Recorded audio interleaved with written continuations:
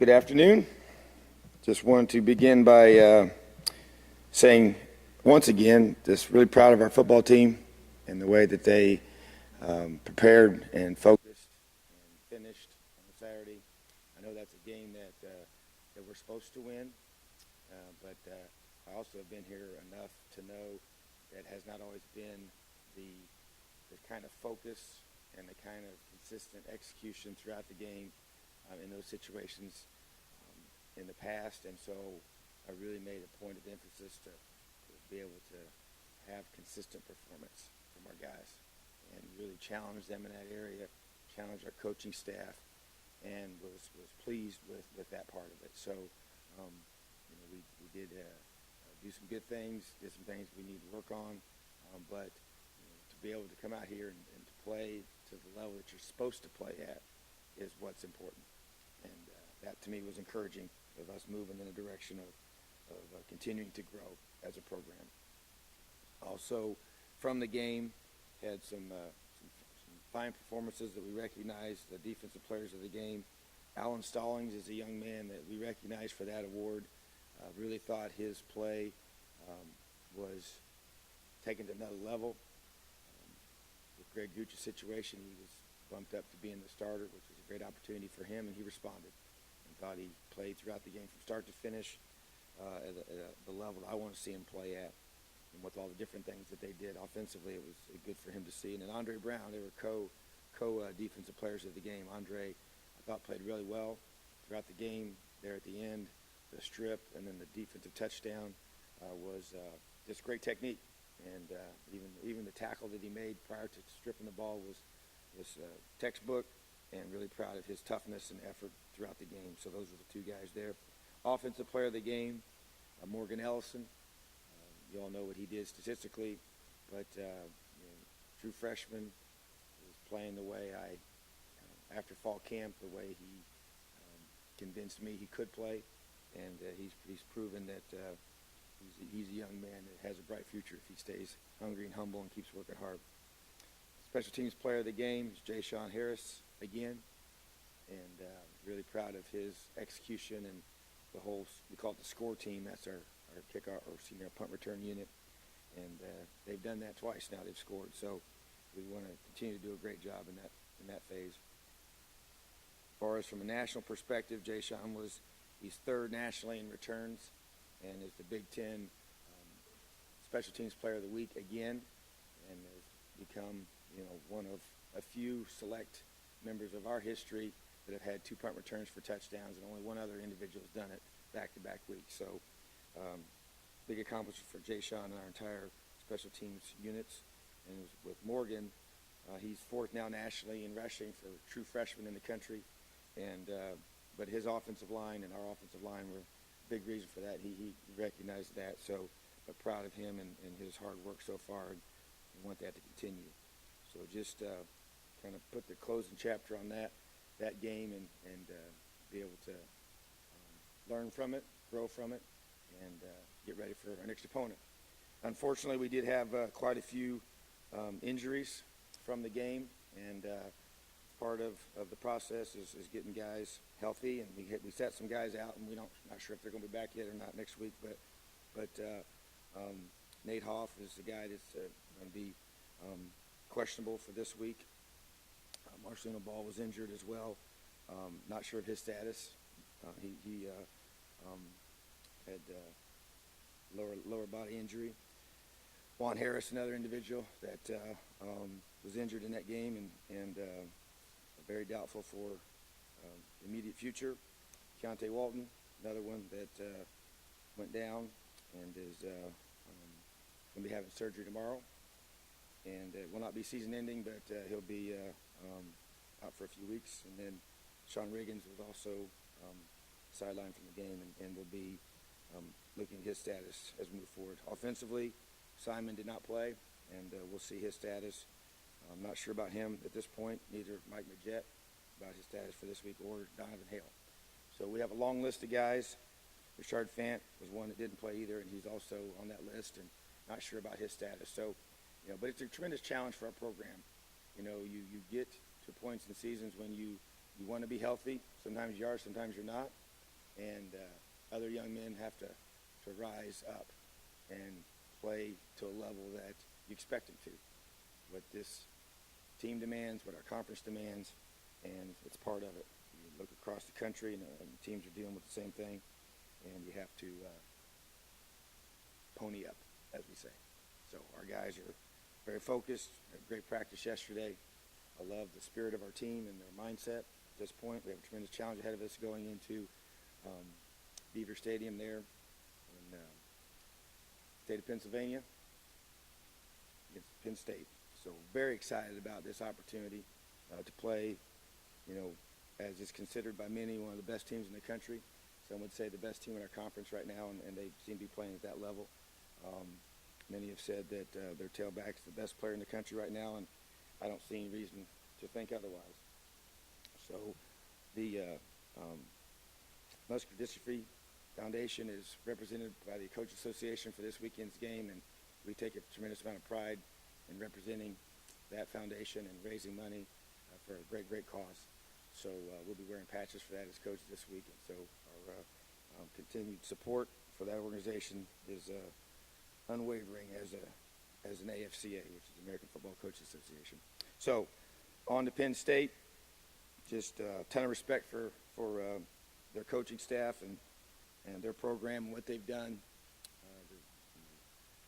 Going there, Coach Franklin's done a tremendous job in a tough situation initially, and has recruited extremely well and has his team playing at a high level. When you look at all three phases, very impressive program, and probably the best combination of everything that you see and defend as far as run game, pass game, offense, defense, special teams, across the board, playing at a very high level.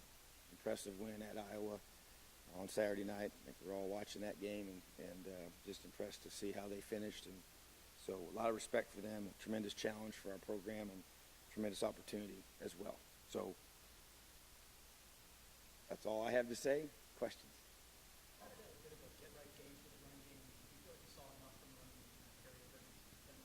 Well, it's wasn't a Big Ten opponent, so you can't say that it's equal for sure, but it's what you want to see. You go into the game saying, hey, we need to run the football, and wanted to establish that, and we did it. And so that's why I say, I was encouraged and excited about the game just because, I understand who we're playing, but at the same time, that hasn't always been the case. When you go into some of those games, I've been a lot of places where you leave those games very frustrated because you didn't have the focus, you didn't have the execution that you want, in several different areas.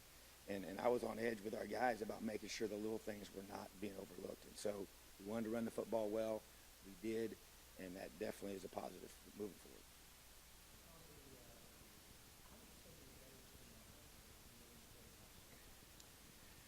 I would say that, when you play Ohio State, week number one, you have a lot of things that you think are a certain way, but you're not really sure. You have certain freshmen that haven't done certain things. We thought Morgan was a good player, and he's proven that he can be a very good running back at this level.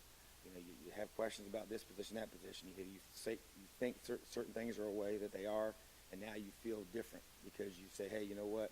I feel good about that. So I feel like that we're a football team now that has a much better understanding of who we are and where our strengths lie, where are things we got to continue to focus on. And I think that, that gives you confidence as you move into conference play once again, as we've had a couple non-conference games. So I just feel like that even you take the game like at Virginia.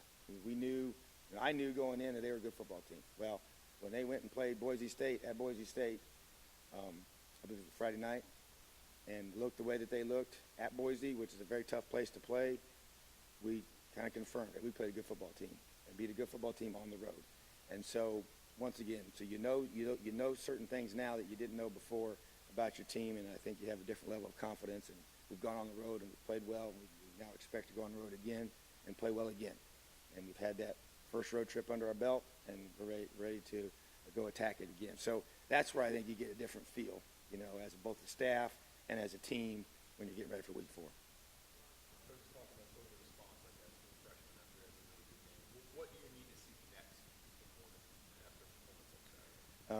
Run like that against a Big Ten opponent, and I think that young men that have success have to learn how to handle success, We talk a lot about staying humble and hungry.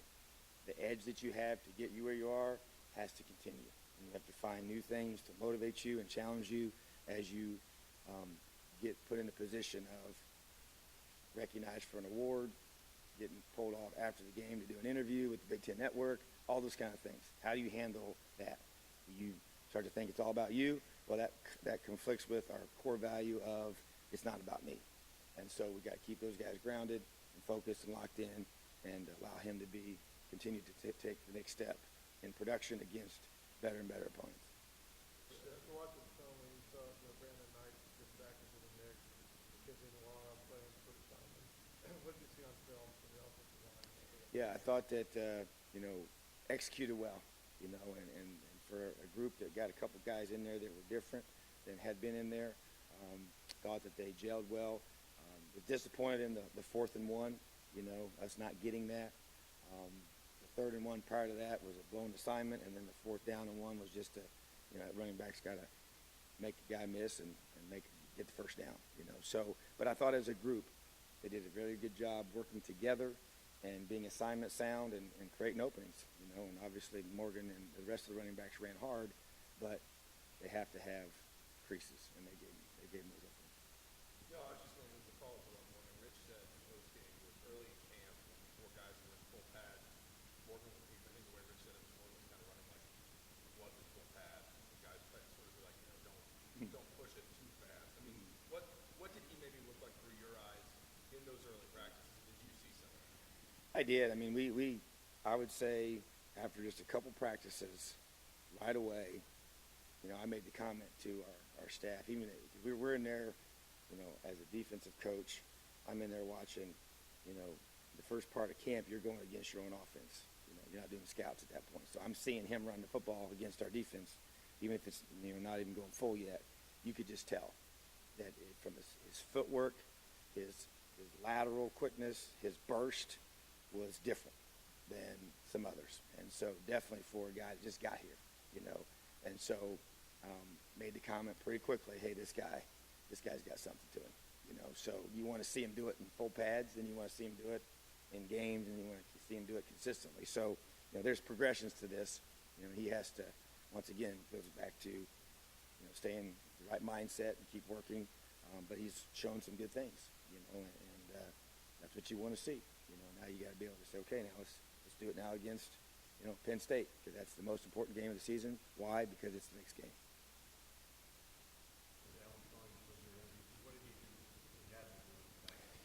I think sometimes it's just cutting it loose. It's confidence. It's how you practice. Sometimes when you're the backup, and you're not old enough and mature enough to be locked in all the time, that's kind of how you perform. You're kind of up and down. So he wasn't consistent and didn't practice at a level. And I challenged him, and my challenge was spirited because I knew he was the guy, and he had to be the guy, and he needed to elevate, and he responded. And I'm going to give Greg Gooch a lot of credit, too, because he's not only been a great leader for us, and I've mentioned it a couple other times, but he really has been a great mentor to Allen and helping him practice different. And I think, and because Greg knew he wasn't going to be in there the first half, he really took it personal to make sure Allen was ready. And so he played more consistent. He gave better effort all the time, and he finished the game. When we played a lot of snaps, it was hot, as we all experienced, and he was still playing with that same burst. He got that sack at the end because of tremendous effort and just want to, which is really a big part of sacking a quarterback, mixed in with some good technique. So I just thought he raised his preparation level, his performance level, and his effort, and that's what we saw different in production.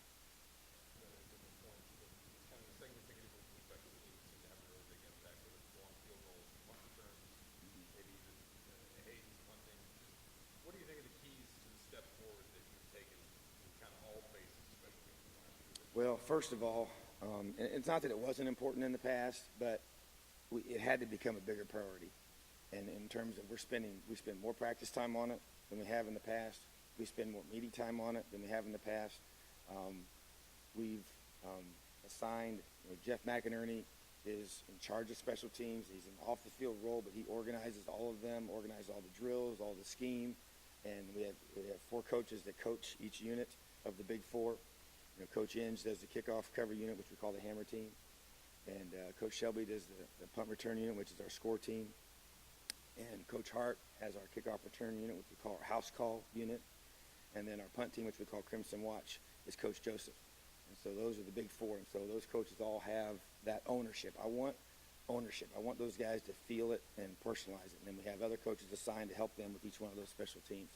And so Coach Hagan does our PAT field goal blocks, and Coach Hiller does our PAT field goals. And so, but Coach McInerney oversees all that. He can't coach on the field, but he instructs and coaches the coaches and gets the scheme organized. So it's a whole organizational structure that's different. And so to me, you get what you emphasize. And I know how critical special teams are. I believe in it, and I know that you have got to invest in them. And we've always worked on them, but I just knew we needed to elevate the awareness, sense of urgency, and how we're going to execute what we do. Change some schemes up on some of them. Actually, most of them we've changed some schemes up, but just that has to continue.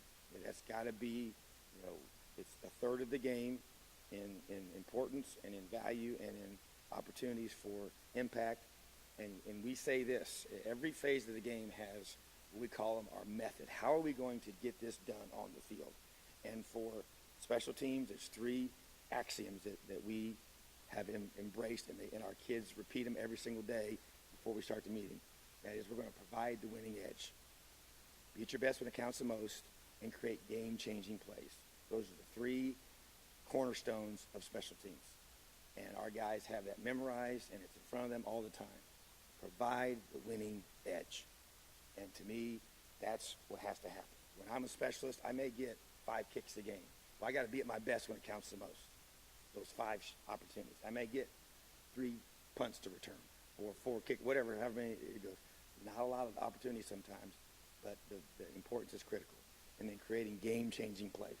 We've seen those. The big punts that flip the field, the long field goals that change momentum, the punt returns for touchdowns that just, you know, are huge in a game. So those are the things that we have done in the special teams that has I believe, has created a different product, and it's got to continue.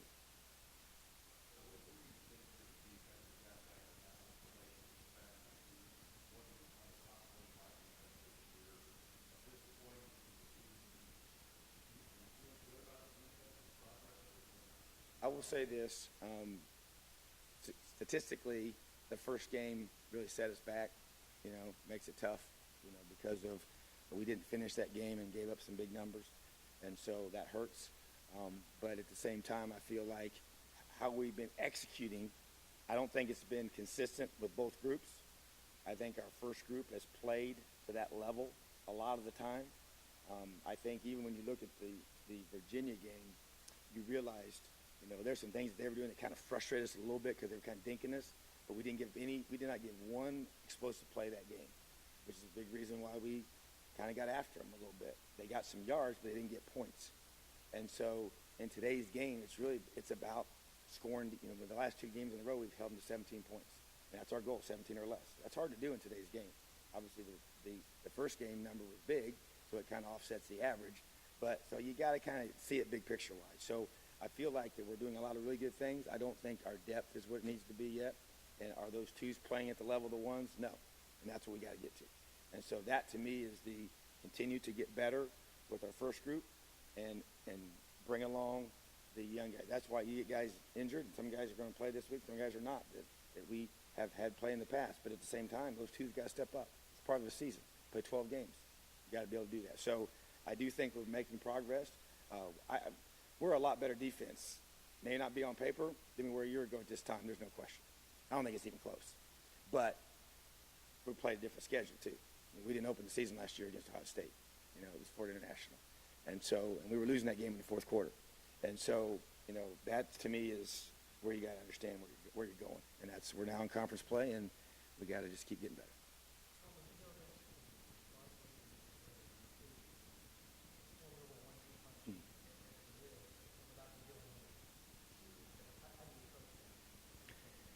You know, they are, and those are 2. There's not a quarterback tailback combination in the country right now that's playing at a higher level. You know, they're doing a great job, and they're dangerous, and they're confident, and you know, he's making runs that are that are impressive. You know, he can catch the ball out of the backfield, and the quarterback's just, man, McSorley's just special.